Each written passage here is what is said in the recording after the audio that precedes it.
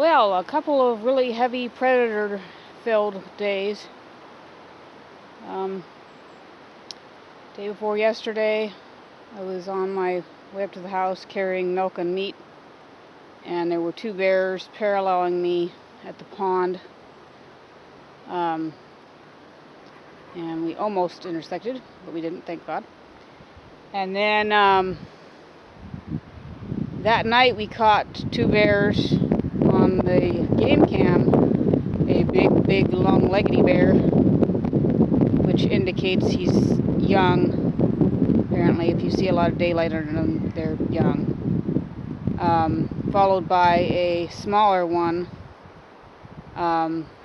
We are presuming that it was a male and a female, because the long-leggedy one was unlikely to have been a female.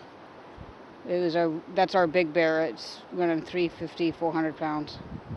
The female, we went and found tracks, and here's one of them. Kind of hard to tell, but there's the paw pad right here. There's the toes, and it's running a little over almost 3.5 inches. So that, I went and measured my bear hide from years ago, and I had one last year too, about the same size. 150 to 200 pounds. You can actually gauge the size of the bear by the print. I have some kind of mathematical equation. I'll have to drag it out. But there's shrinkage, of course, on the bear hide with the size of the paw print. But that's about how much we thought it was. So apparently their breeding season is in June and July, and delayed implantation. So hunting season starts August 1st. So yeah, they were hanging out. So we caught them on the camera, and then at midnight that night, that was at 4 a.m., but at midnight it was over there behind the sheep / behind the chicken pen. When we were down there, and it was just right there. I didn't tell my sister till we were back home, because she didn't want to hear that right then.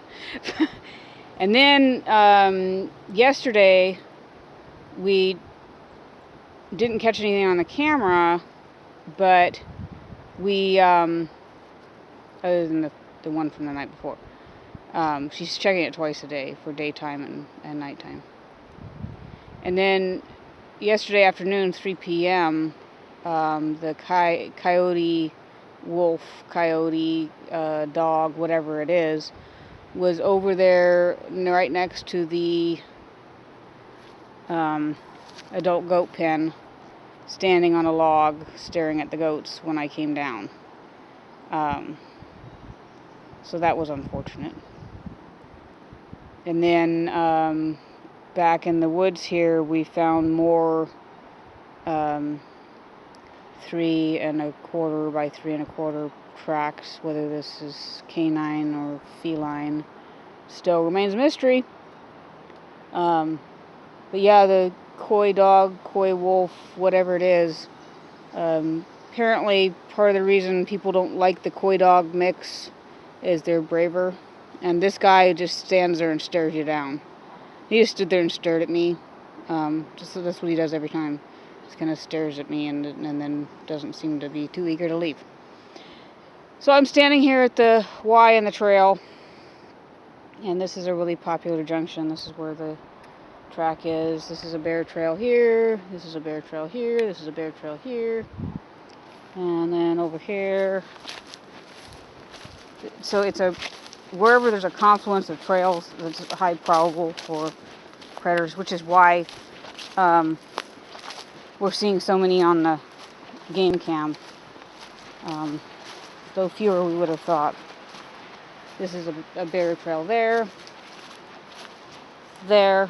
The only reason we have these established trails, you can see that we cut the trail, is because the trail was already there.